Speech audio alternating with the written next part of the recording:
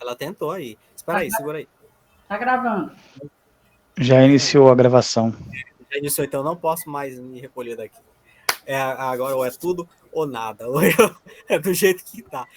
Faz teu nome. Muito bem, queridos e queridas.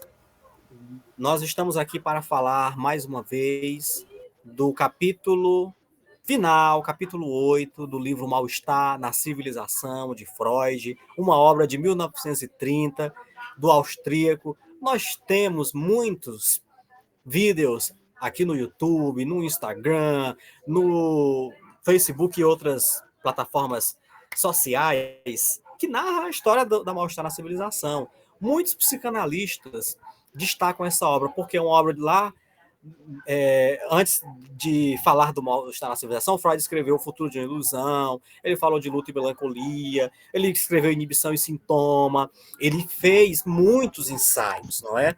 Portanto, nós do Movimento Sou Freud, com alguns amigos, iniciamos em setembro esse trabalho, você pode acompanhar aí em vídeos que que a gente tem disponibilizado, e é uma temática importante, e esta semana eu estava olhando alguns psicanalistas no YouTube, destacando essa obra ao contemporâneo, tão atual, por ser de 1930, mas nós temos um Freud tão atual. Então, no capítulo 8, é um livro pequeno, mas o Freud chega chegando.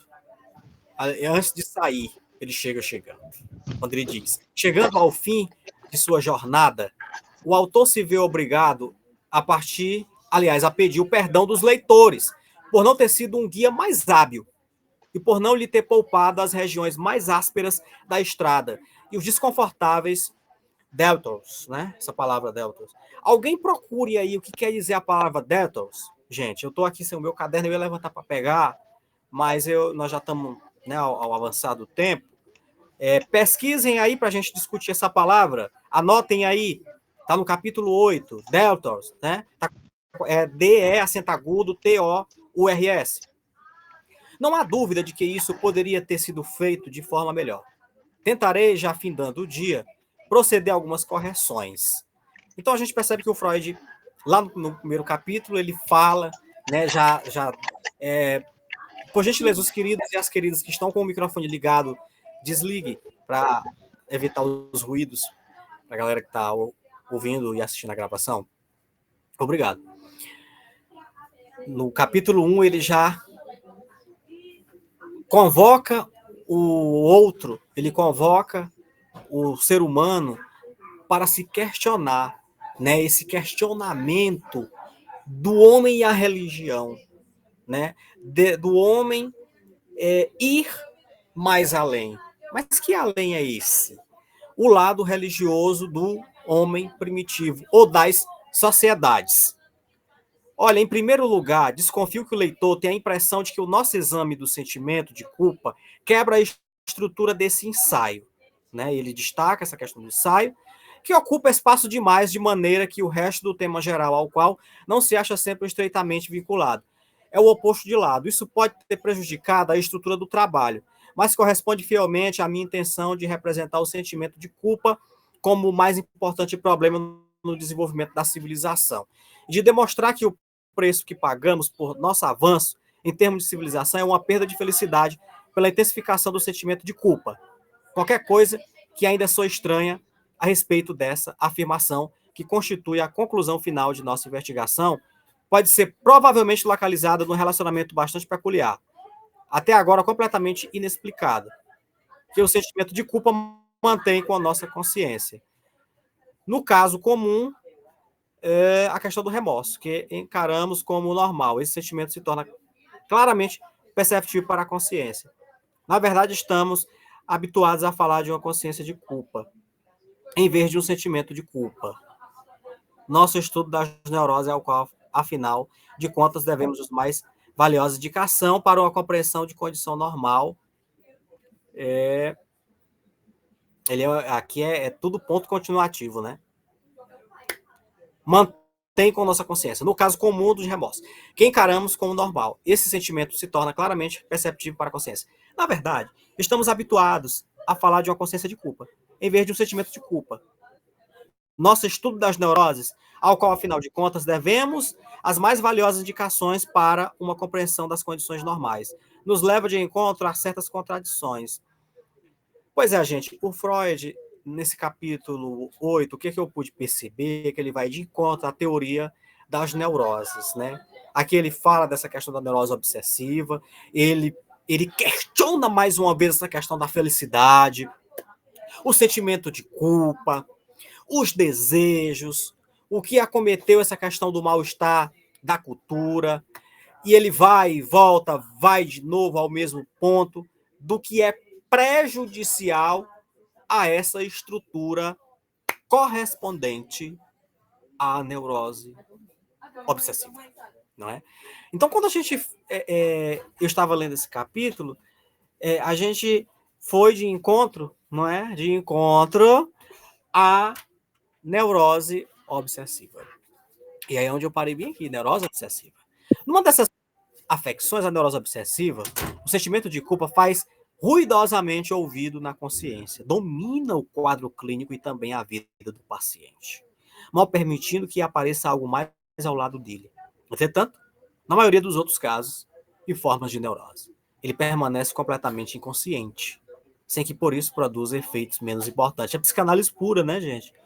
Nossos pacientes não acreditam em nós quando lhes atribuímos um sentimento de culpa inconsciente, a fim de nos tornarmos inteligíveis para eles. Falamos-lhes de uma necessidade inconsciente de punição, na qual o sentimento de culpa encontra expressão. Apesar disso, sua vinculação a uma forma específica de neurose não deve ser superestimada. Mesmo na neurose obsessiva, há tipos de pacientes que não se dão conta de seu sentimento de culpa, ou que apenas o sentem como um mal-estar atormentado, uma espécie de ansiedade, se impedidos de praticar certas ações. Deveria ser possível chegar a compreender essas coisas, mas até agora não nos foi possível. Aqui, talvez, nós possamos alegrar por termos assinalado que, no fundo, o sentimento de culpa nada mais é do que uma variedade topográfica da ansiedade. Ou seja, ele está falando de topografia, vocês imaginam, né? A topografia, né? Ele está demarcando. Em suas fases posteriores, coincide completamente com o medo do superego e as relações da ansiedade com a consciência, que apresenta as mesmas extraordinárias variações. A ansiedade está sempre presente num lugar ou outro, por trás de todo sintoma. Em determinada ocasião, porém, toma ruidosamente posse da totalidade da consciência, ao passo que, em outra, se oculta tão completamente que somos obrigados a falar de ansiedade inconsciente, ou se desejamos ter uma consciência psicológica mais clara, visto a ansiedade ser, no primeiro caso, simplesmente um sentido das possibilidades de ansiedade. Por conseguinte, é bastante perceptível que tão pouco o sentimento de culpa produzido pela civilização seja percebido como tal, e em grande parte permaneça inconsciente, ou apareça como uma espécie de mal-estar, uma insatisfação para a qual as pessoas buscam outras motivações. As religiões, pelo menos, nunca desprezaram o papel desempenhado na civilização pelo sentimento de culpa. Ademais, ponto que deixei de apreciar em outro trabalho, elas alegam redimir a humanidade desse sentimento de culpa, a que chamam de pecado, da maneira pela qual o cristianismo, essa redenção é conseguida pela morte sacrificial de uma pessoa isolada, que desse modo toma sobre si mesma a culpa comum a todos. Conseguimos inferir qual pode ter sido a primeira ocasião em que essa culpa primária, que constitui também o primórdio da civilização, que foi adquirida. Bom, aqui terminou esse primeiro, é uma lauda aqui, viu? Eu li uma lauda do capítulo 8. Alguém quer, aqui por gentileza, destacar essa questão desse desconfortável detox lá no primeiro, na primeira estrofe, para não ficar cansativo? Alguém quer comentar essa primeira lauda aqui? Essa palavra que eu mandei vocês anotar? Essa palavra são literalmente desvios, né? Trazer as pessoas para ouvir, ele começa se desculpando por algumas questões, inclusive que às vezes nesse trabalho feito ocorreram alguns desvios, né? Então, esses desvios ali também faz parte do que ocorreu, do qual ele tem que pedir desculpa de alguma maneira. Então, a gente percebe que o Freud já começa o capítulo pedindo desculpa, né?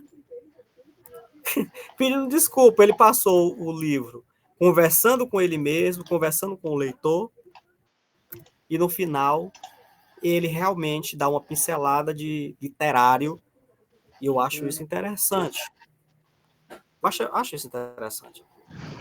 E o ponto também, eu posso estar enganado, mas essa é a interpretação que eu faço. Esse livro é importante, esse capítulo, na verdade, na questão da neurose. Para a gente entender um pouco essa questão da neurose. Eu acho interessante isso, quando ele destacou, logo de primeiro ponto, essa questão, né, das funções da sociedade. Não, isso aqui foi o capítulo 7, tô ficando louco. Desvios, pediu desculpa pelos desvios. Aqui seu ensaio tem sido propenso. Ele levou a discussão sobre o crescente sentimento de culpa, não foi? Retomando no último capítulo ao problema mais importante do desenvolvimento da civilização. Na opinião dele, a civilização colocou um fardo muito pesado sobre a felicidade dos indivíduos. No caso dos neuróticos obsessivos. A culpa se faz ouvir ruidosamente dentro da consciência, né? Vamos aqui na segunda lauda, aqui no meu é página 43. Olha, ele é grande, viu? É grande. Então a gente não vai ler tudo, porque senão a gente vai demorar muito, né? Mas a gente destaca aqui, eu tenho uma resenha também escrita aqui, eu vou só comentar algumas coisas da resenha, mas eu vou ler mais um pouquinho o livro, né, para a gente ter mais um embasamento. Embora talvez não seja de grande importância, não é supérfluo elucidar o significado de certas palavras, tais como superego, consciência, sentimento de culpa, necessidade de punição e remorso, as quais é possível que muitas vezes tenhamos utilizado de modo frouxo, intercambiável. Todas as se relacionam ao mesmo estado de coisas, mas denotam diferentes aspectos seus. O superego é um agente que foi por nós inferido, e a consciência constitui uma função que, entre outras, atribuímos a esse agente. Porque ele é um xerife, gente. É um agente, o superego. A função consiste em manter a vigilância sobre as ações e a intenção do ego e julgá-las, exercendo sua censura. O superego, né? O sentimento de culpa, a severidade do superego é, portanto, o mesmo que a severidade da consciência. É a percepção que o ego tem de estar sendo vigiado dessa maneira. A avaliação da tensão entre os seus próprios esforços e as exigências do superego. O medo desse agente crítico. Medo de que está no fundo de todo relacionamento. A necessidade de punição constitui uma manifestação instintiva por parte do ego, que se tornou masoquista sob a influência de um superego sádico. É, por assim dizer, uma parcela do instinto voltado para a destruição interna, presente no ego, empregado para formar uma ligação erótica com o superego. Essa questão do erotismo, né? Não devemos falar de consciência até um superego ciente, demonstravelmente presente. Quanto ao sentimento de culpa, temos de admitir que existe antes do superego e, portanto, antes da consciência também. Nessa ocasião, ele é a expressão imediata do medo da autoridade externa. Um reconhecimento de tensão existente entre o ego e essa autoridade. É o derivado direto do conflito entre a necessidade do amor, da autoridade e o impulso no sentido da satisfação instintiva, cuja inibição produz a inclinação para a agressão. A superposição desses dois estratos do sentimento de culpa, um oriundo do medo da autoridade externa, superego, viu? O outro do medo da autoridade interna. Dificultou nossa compreensão interna, insight, da posição da consciência, por certo número de maneiras. Remorso é um termo geral para designar a reação do ego, no caso do sentimento de culpa. Contém, em forma pouco alterada, o material sensorial da ansiedade que opera por trás do sentimento de culpa. Ele próprio é uma punição, ou pode incluir a necessidade de punição, podendo, portanto, ser também mais antigo do que a consciência. Bom, aqui o Freud vai de encontro à teoria das pulsões, né? E ele fala a sua segunda tópica, id, ego, superego, e ele confrontando esse superego. Sabe, e aí ele faz uma analogia, né? O psicanalista Alexandre Godin, ele destacou numa resenha, o Freud, ele confronta a felicidade do homem, e ele diz que esse capítulo, ele mostra essa questão da necessidade do homem, ele fala dessa questão, né, do homem, das questões fisiológicas, o homem do sentir fome, do sentir sede, do princípio do prazer, a necessidade de punição, e questionando esse superego. E numa reunião em julho, nossa, aqui, eu falei dessa questão do superego, né, que faz parte dentro dessa teoria das pulsões, e lá eu questionei numa live, eu disse, mas que valores são esses? Que regência é essa? Que valor é esse que serve para mim e não serve para você? Que você me cobra e eu não posso te cobrar. Que é certo para mim, mas para você, tá entendendo? Ou seja, eu não posso errar, mas tu pode errar. É a mesma coisa da hipocrisia, entendendo? Você não pode fazer. Eu posso, mas tu não pode. Né? Igual o velho ditado do pai. Faça o que eu digo, mas não faça o que eu faço. É mais ou menos isso a sociedade. Então, a sociedade primitiva também ela se cobrava, também ela se martirizava. Né? E essa questão do ego sádico, né, tornou-se masoquista sob essa influência. Aliás, não é dessa forma, não. A necessidade de punição. Não é isso? Ah, não, bem aqui. O ego é empregado para formar uma ligação erótica com o superego. Isso. Exatamente. Na verdade, eu me perdi. Não é feio eu dizer que me perdi, mas me achei de novo. O medo desse agente crítico, o medo que está no fundo de todo relacionamento. A necessidade de punição constitui uma manifestação instintiva por parte do ego, que se tornou masoquista, sob a influência de um superego sádico. Viu? Pois é, então aqui ele destacou isso, nessa parte. E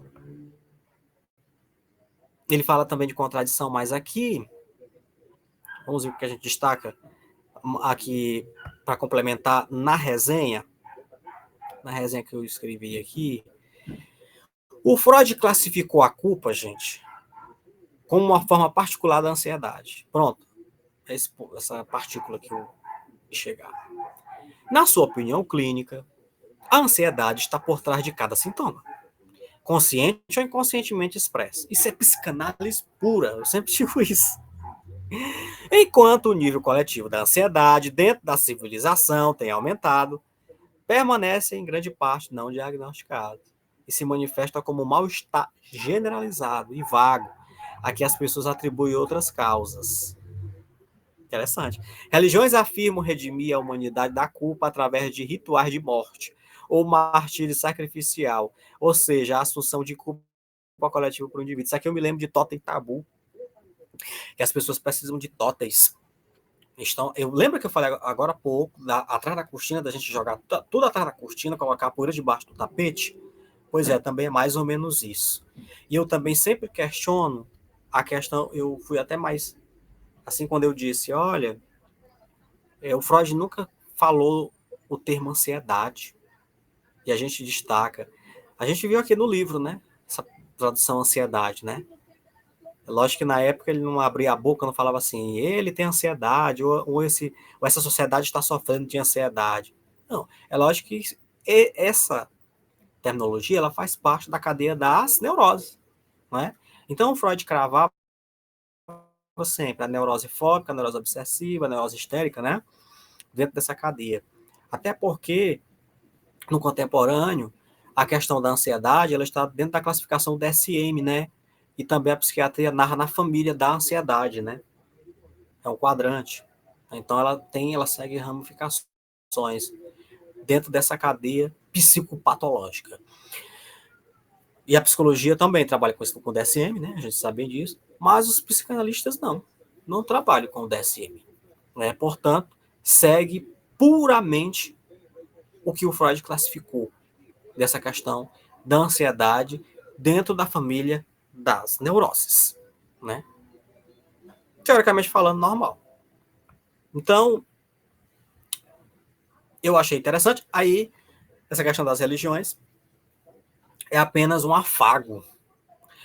Era apenas uma forma do homem primitivo, do homem se fazer sociedade, mas de ter a religião como complemento, ou de todos os dias estar se redimindo dos seus pecados, estar procurando curar aquela sua culpa, né?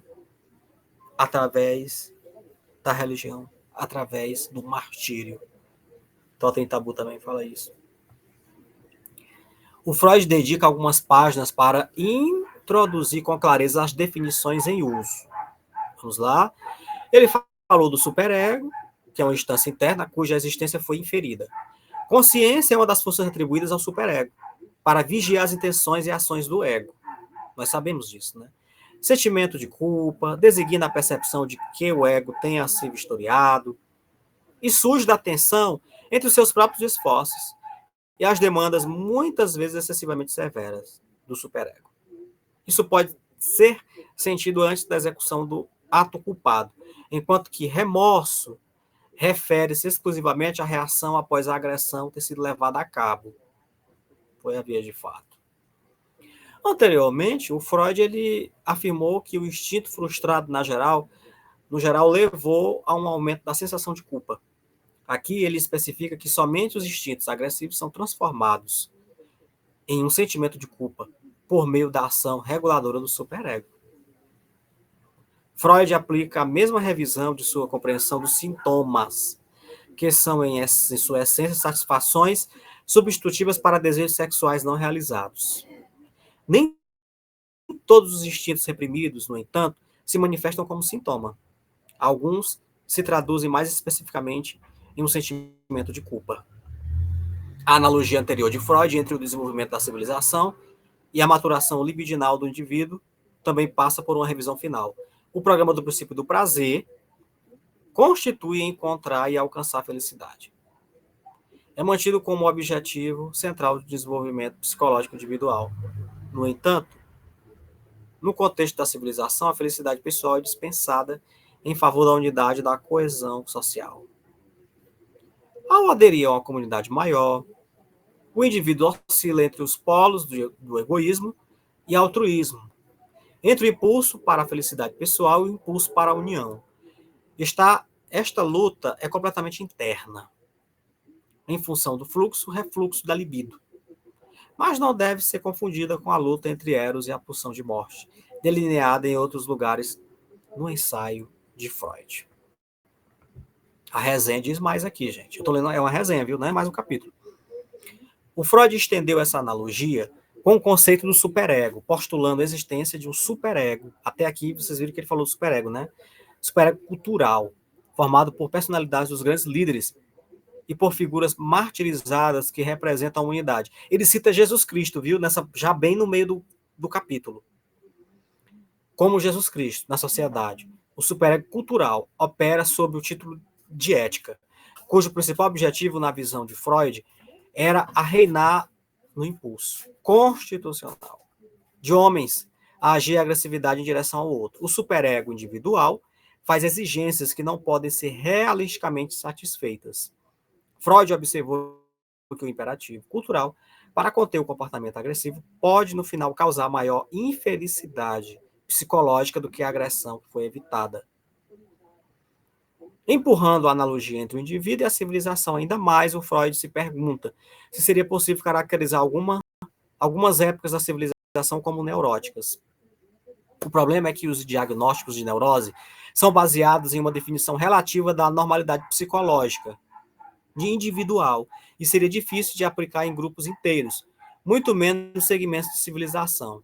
Finalmente, o Freud enfatizou o instinto de agressão e autodestruição como o único grande problema que enfrenta a civilização, tal como se manifesta no tempo presente. Ele pergunta qual a força o eterno Eros, ou seu potente adversário, a pulsão de morte, vai provar ser mais forte.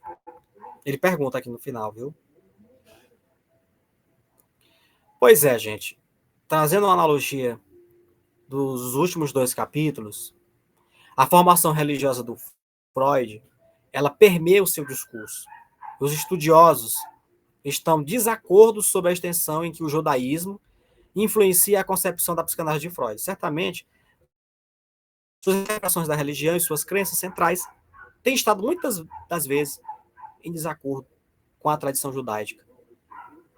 As frequentes referências à história e à cultura judaica durante todo o ensaio apontaram paradoxalmente a importância da religião no pensamento de Freud, ao mesmo tempo que Freud rejeita categoricamente a prática e a instituição da religião organizada como infantil e delirante.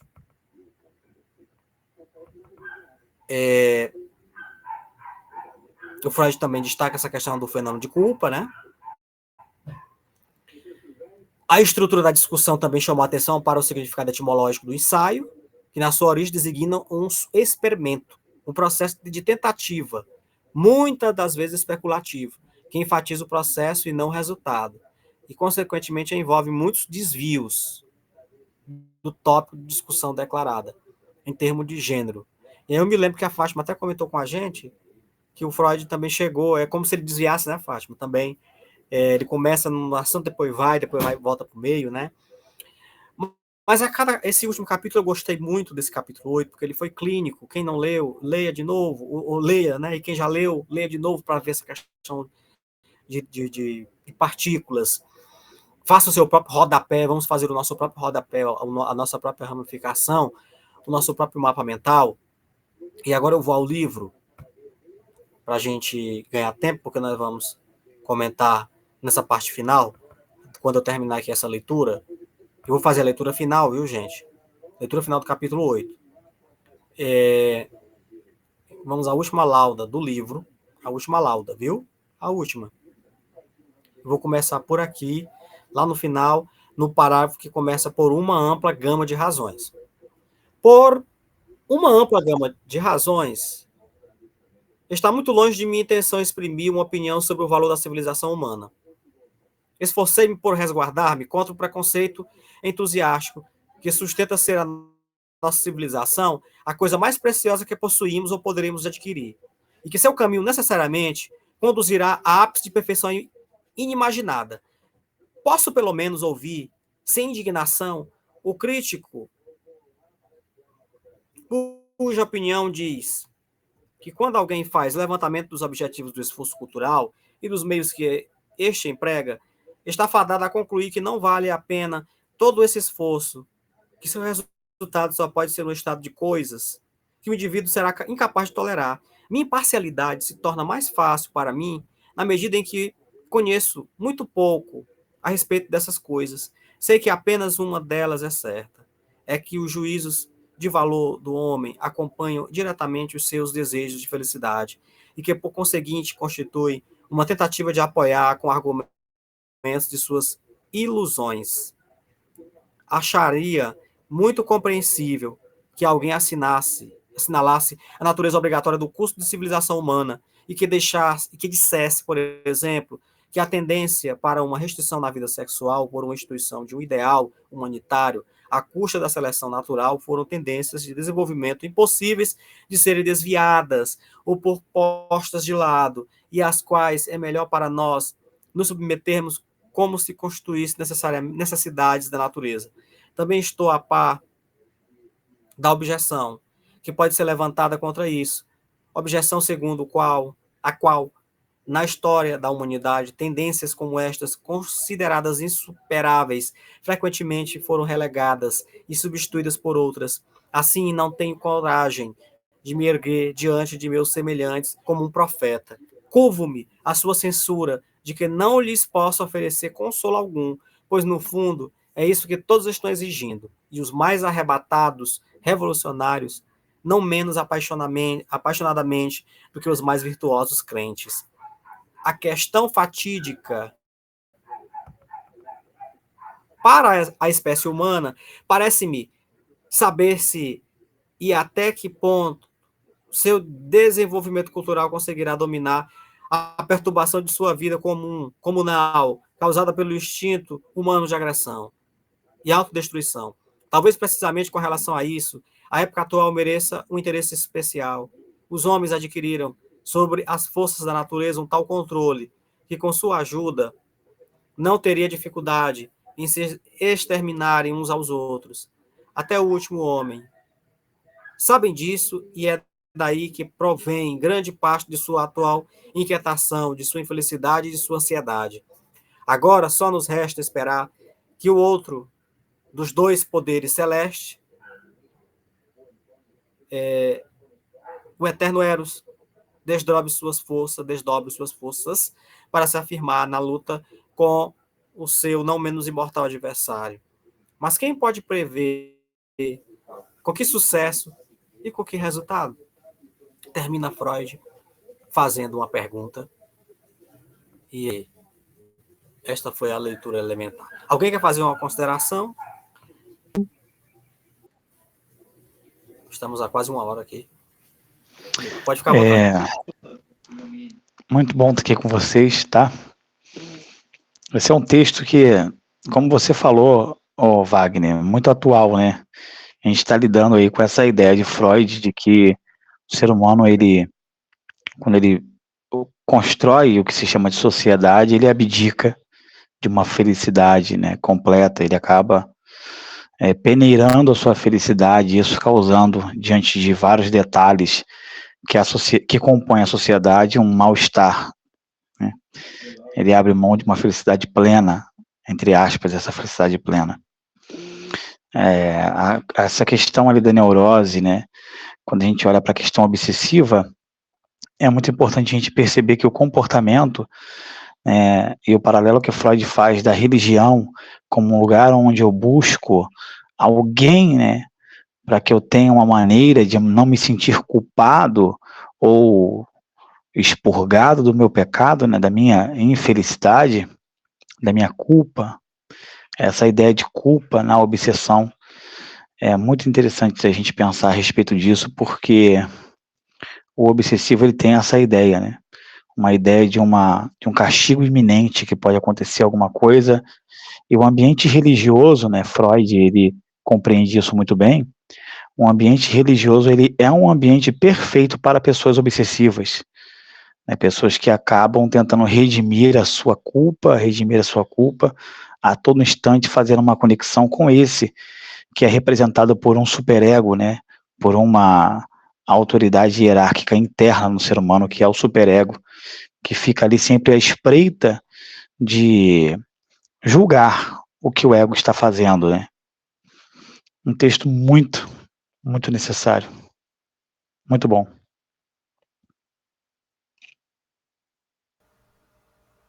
Tá fechado seu áudio, tá? Tá fechado, Wagner. Quem caiu? Foi não. Seu áudio estava fechado. Eu vou tirar uma foto aqui pelo celular, aí eu abro o flash estava ligado, deu esse brilho aí. Sim, Fátima, pode seguir. Não, eu achei muito bacana a fala do Normando, Nome? Normando Santiago? Então, Sim. Normando Santiago. Da minha família, que eu também sou Fátima Santiago. Então, somos parentes. Então, eu achei muito bacana a tua fala, porque resume praticamente o livro. Assim, eu não sei eu tenho realmente dificuldade de entender os textos do Freud, como eu falei pro Wagner, que assim, ele tá pensando, aí ele escreve, aí depois ele bota uma coisa no meio, depois ele escreve de novo a mesma coisa. Então, assim, o que você falou e todos esses capítulos que o Wagner leu e a gente aqui discutiu, ele se repete muito em algumas coisas, com relação à felicidade, com relação a esse mal-estar, com relação a Deus, que ele dizia que não era católico, não era religioso, não acreditava em Deus, mas ao mesmo tempo ele viu que é o que sustenta as pessoas, é uma fé, né? Seja lá qual Deus for. É o Buda, eu não sei, várias religiões que tem. Então,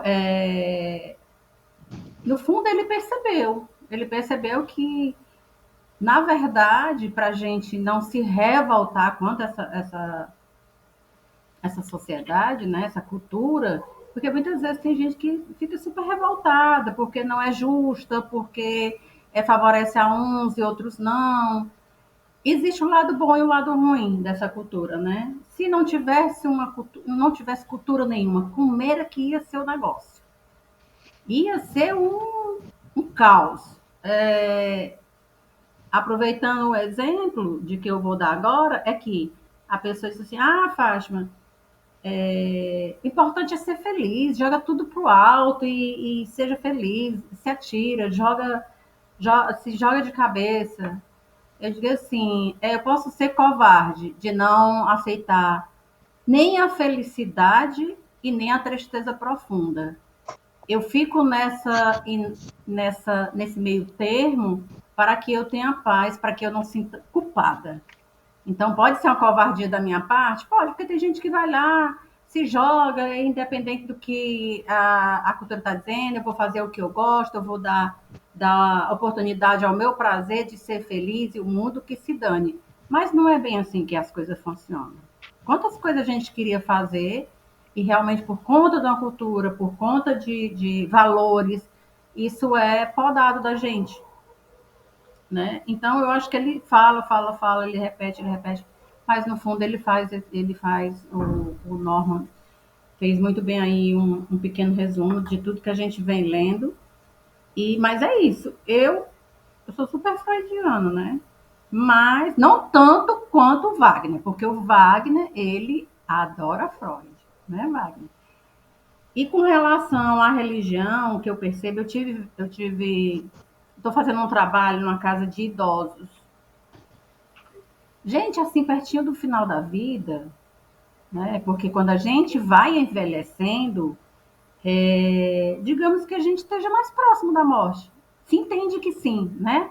Nós estamos falando de uma morte natural, de um processo que é natural, nascer, crescer, reproduzir e morrer. Então, elas têm muito essa consciência de que elas estão muito próximas. E aí, ela meio que, quando chega na velhice, porque eu entrevistei mais de 20 idosas entre 84 e 100 anos, lúcidas, e ela disse: não tem mais nada o que fazer, Fátima. Não tem mais nada. Eu perdi pai, eu perdi mãe, eu não casei, eu não tive filho. Então, certamente, essa solidão, eu refleti muito sobre isso, mesmo porque eu tenho duas irmãs solteiras, eu também sou meio que solteira também, mas eu não quero essa vida aí para mim não, viu? Eu não quero, porque eu acho que a solidão, né, pode ser, pelo que eu percebi, são idosas que na juventude tiveram tudo, que são pessoas que tinham dinheiro, elas curtiram a vida, curtiram, fizeram tudo, talvez até alguma coisa que hoje se arrependa, mas no final das contas é isso, né? No final das contas, o que sobra, o que é que eu vi que está sobrando para elas? A religião é que deixa elas viverem. Elas oram, elas agradecem, elas pedem perdão, e é só isso o dia inteiro. Então, se você não tiver ciência do teu percurso durante a vida, eu digo quando você se torna adulto, que aí você vai ver que você não pode fazer tudo do jeito que quer, na hora que quer, Fátima, mas aí a felicidade é um estado de espírito, não é porque eu vou para a Disney que eu vou ser a pessoa mais feliz do mundo. E muitas vezes eu tive tudo, e olha aqui o meu fim, né? Então, eu acho que ele parece-me que Freud meio que fica falando de uma forma que nós estamos a cultura, ela poda as pessoas, e poda mesmo, e poda mesmo. E se não podar, como é que vai ser a bagunça, gente? É tanto que quem faz o que quer, do jeito que quer, como diz o meu pai, quem planta abacaxi não pode colher maçã.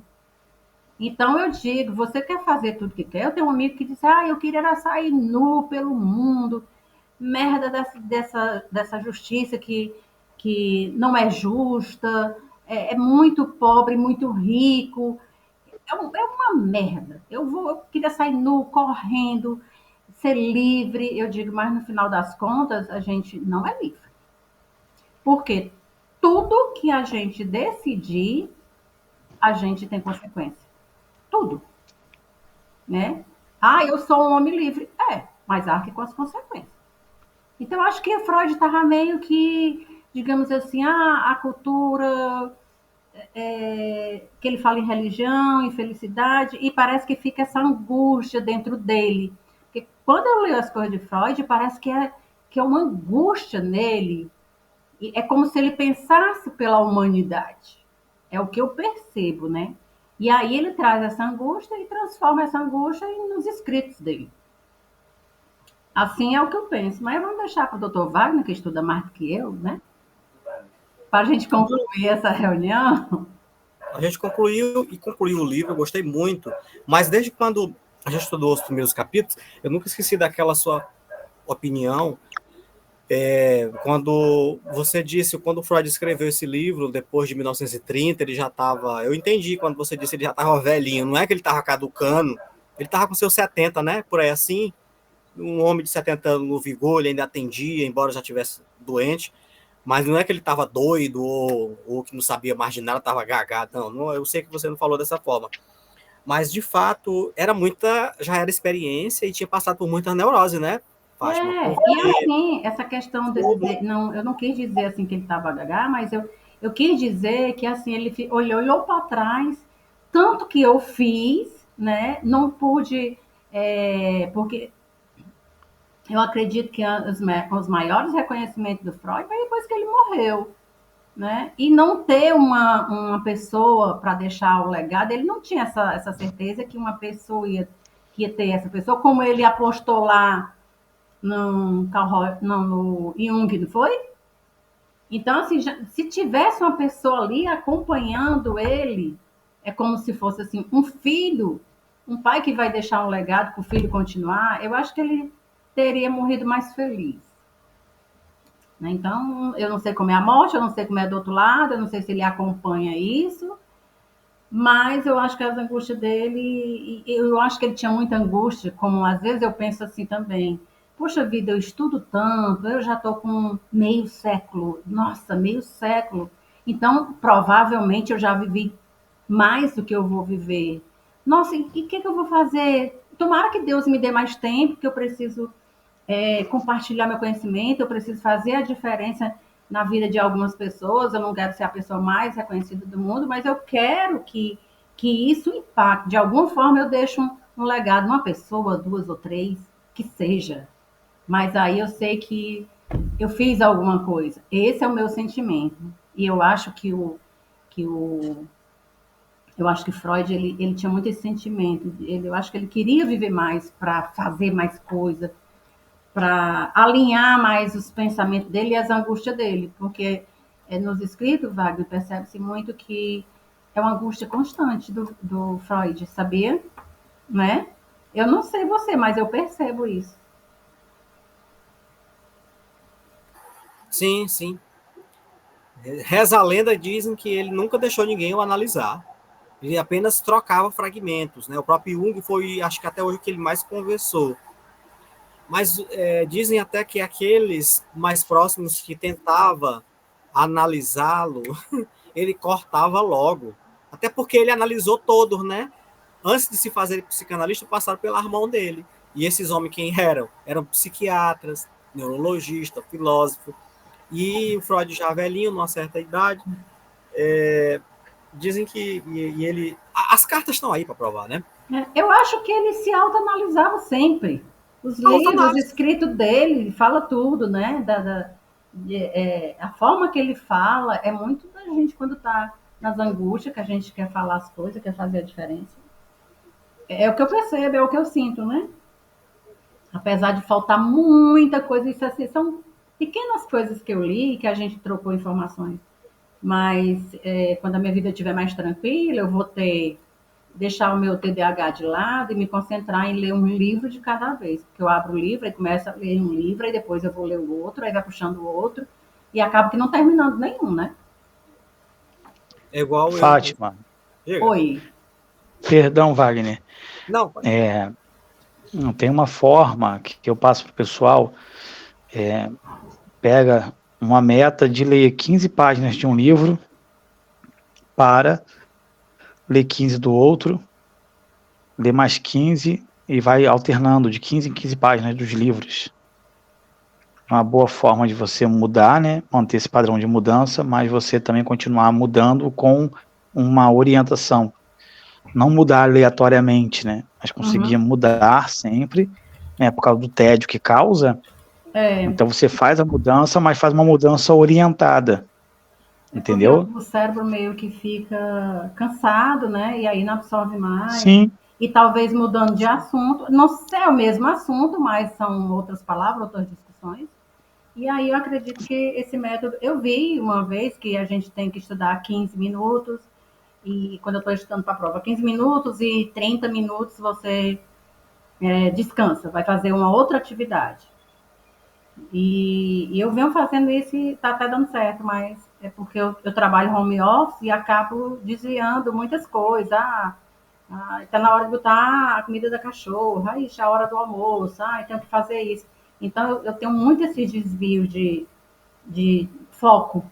Né? Quando eu trabalhava num ambiente organizacional, para mim era mais fácil, porque na hora do almoço eu sabia que ia almoçar e estudar um pouquinho. E o resto ia ser o trabalho. E quando chegar em casa, ia estudar. E aí, quando eu vejo que eu tenho um tempo maior para estudar, acabo não produzindo o suficiente. E, Cláudia, você quer falar alguma coisa? Claudinha, apareça.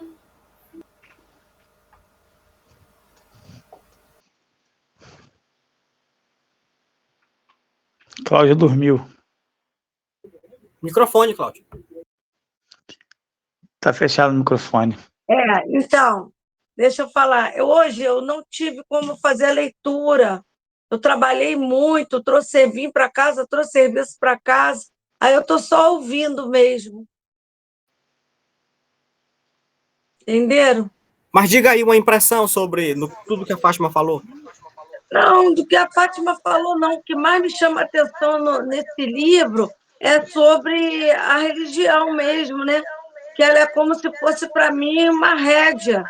Né? A religião é que segura o homem ali dos seus desejos, e ele vai para a religião buscando justamente amenizar a culpa e buscando amenizar o tipo assim, ele não tem como se frear nos desejos.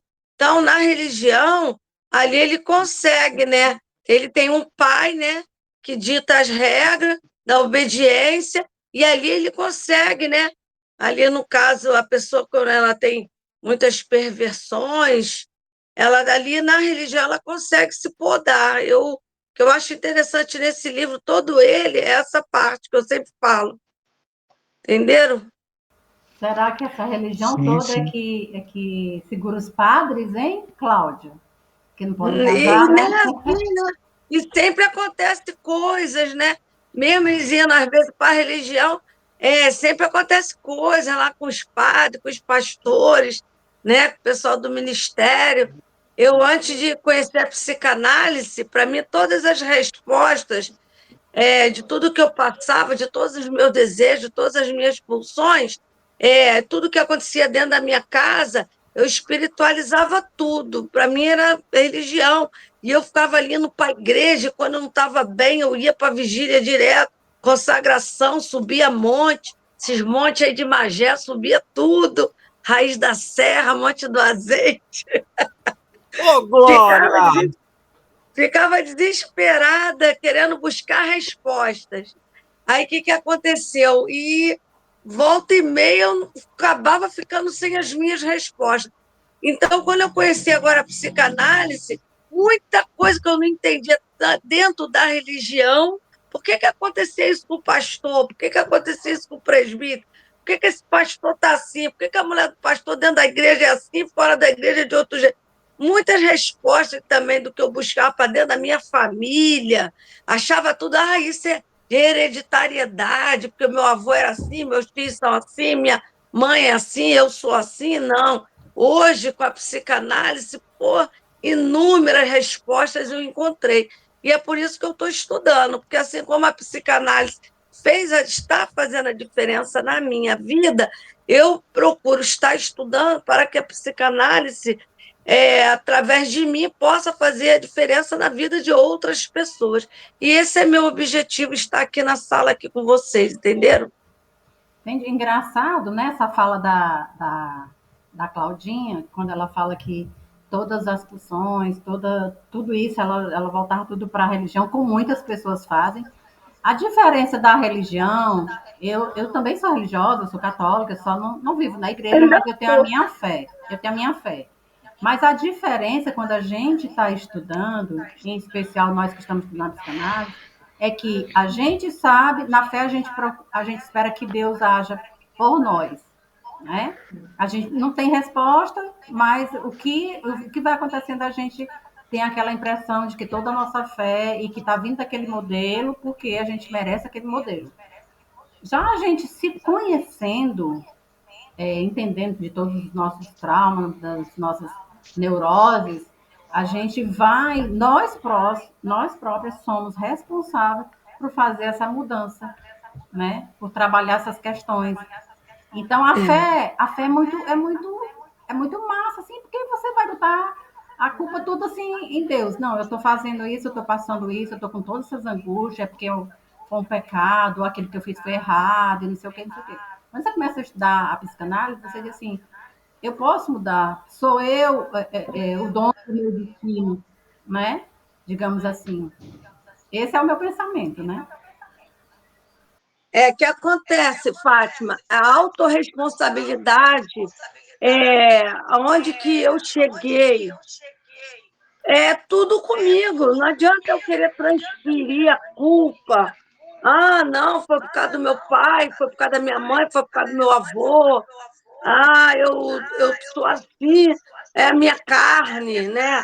Antigamente eu espiritualizava tudo. Se acontecer alguma coisa dentro da minha casa, eu falava, não, isso não é normal. O mesmo espírito que estava no meu ex-marido é o espírito que agora atua na vida da minha filha, porque eu buscava respostas, né, para o que acontecia, e eu não tinha. Então, eu vivi em busca de respostas. E, através da psicanálise, ao mesmo tempo, quando eu chegava dentro da igreja, que eu via as coisas erradas, eu tinha confronto, e eu não conseguia nunca me firmar, por causa que eu via muita coisa errada dentro da igreja, passava por muitas situações errôneas. Aí eu ficava naquele duelo, né?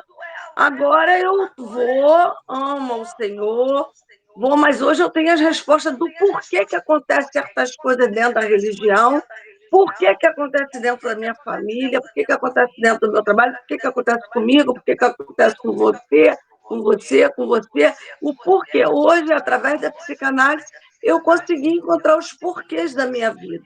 Então, isso para mim não tem preço, é por isso que eu estou aqui, né? Por isso. Entenderam? Sim.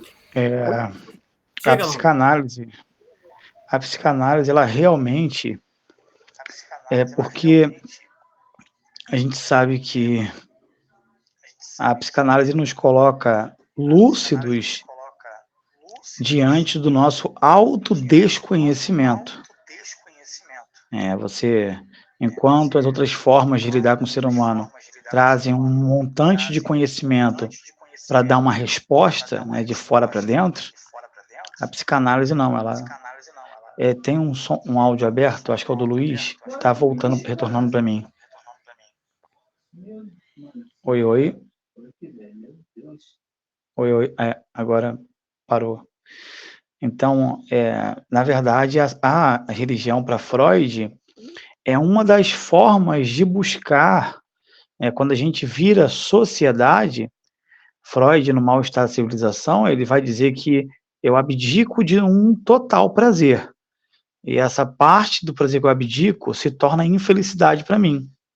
Dentro da civilização, eu vou permear essa civilização com formas de compensar a busca por esse prazer. Então, ele vai falar das mais variadas formas, inclusive as fantasias, as ilusões, né?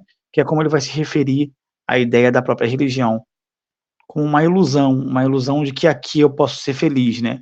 Mas a religião em si, para Freud, é uma construção, a religião para Freud é uma construção cultural, né? Lá E a civilização... No Futuro de uma Ilusão também ele comenta isso, né? É interessante. Sim, sim. É porque essa é uma forma, né, de aplacar essas dores, é como se o homem... O que a civilização, Freud faz que a civilização produz? A civilização produz segurança. Então eu me sinto seguro, só que para eu me sentir seguro, quando eu me reúno, quando eu me protejo de alguma maneira, agora eu preciso proteger essa civilização dos meus desejos totais. Então, automaticamente, nós entramos em uma renúncia pulsional. Essa renúncia pulsional traz sofrimento. E aí a gente vai criar a arte na sociedade, que é a sublimação para Freud. A gente vai sublimar essas pulsões, a gente vai buscar drogas, a gente vai buscar formas de tentar completar essa felicidade que acaba faltando quando a gente se torna um ser social. A verdade é que eu fiz uma avaliação do trabalho de um amigo meu, que ele está fazendo doutorado, já concluiu. Ele falou sobre a origem das sociedades. E eu, como sou do campo da história, que eu pretendo fazer 6 meses e concluir a minha faculdade de história, porque aí eu parei, né, e vim para psicanálise, para a primeira turma de psicanálise na Uninter. E aí eu preferi parar. Até alguns amigos se decepcionaram, né, porque eu já ia pegar a minha licenciatura. E eu procurei pontuar o escrito dele, do trabalho, a respeito disso. A sociedade, ela surge a partir do medo de ser fraco, do medo de não conseguir suportar a fome, porque a sociedade, a priori, ela não existe, ela vai surgir com sedentarismo, né? Antes eram nômades, então, querendo ou não, fragilidades foram aparecendo. Então, o medo foi surgindo, uma insegurança de épocas foi surgindo, onde eles passaram a manifestar, né, esse interesse de criar vínculos sociais. Luiz, Cláudia, fique à vontade vocês dois, tá? Não, eu estava lembrando aqui, né? Tem aquela passagem, né? Acho que está dentro do contexto aí. Suportai-vos uns aos outros. E como é que a gente suporta, né? Vendo, às vezes, que a pessoa é impulsionada a um tipo de comportamento que realmente não dá para suportar. E, graças à psicanálise, eu fui virando várias chaves e tendo várias respostas para um monte de situação na minha vida, em tudo que eu passei. Então, esse livro aí do Mal-Estar da Civilização, ele é muito bom, e principalmente naquela parte que o Freud fala sobre o amor, né? Quando a gente tem um amor ao próximo, e é tremendo, tá? Só isso mesmo. Cadê o Luiz?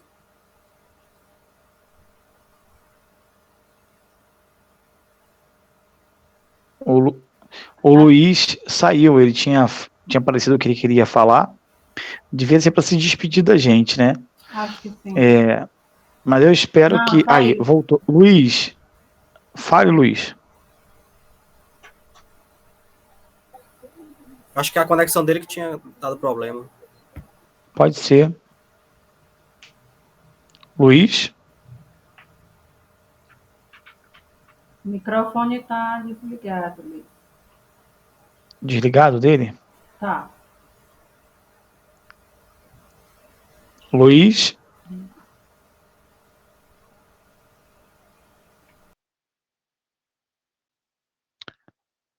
Luiz, boa Oi, noite. boa noite. Minha internet está caindo toda hora Fala hoje, com não a tá gente aí, difícil. meu amigo.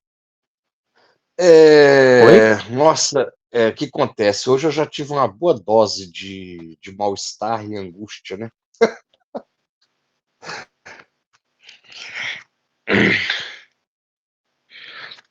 Alô, vocês estão me ouvindo?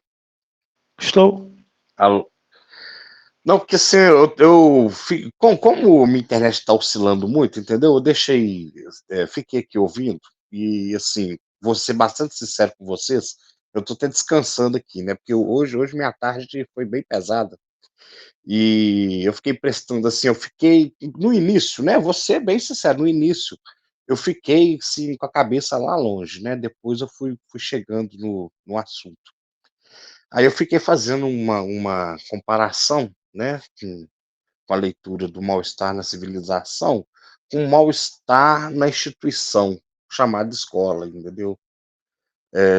Gente, que loucura, entendeu? E vou falar com vocês, eu trabalho com criança e adolescente, não vem coisa boa por aí não. E isso me causa um mal-estar danado, saber que educação, né, educação formal está falida, não existe nenhuma perspectiva de que essa educação melhore. As crianças, os adolescentes, estou falando de uma forma geral, porque quando eu estudava, eram 5 que faziam bagunça, 5 que não tinham interesse nenhum pelos estudos, e o resto ou era mediano ou era CDF. Hoje não, hoje você chega numa sala, são mais de 20 pulsionais, totalmente sem limite. E tudo que você faz não resolve. Entendeu? E o professor ainda tem culpa disso, e ainda joga a culpa do professor. Além da gente ter o próprio superego, ainda tem um outro te julgando. E como eu sou uma pessoa que eu caio toda hora.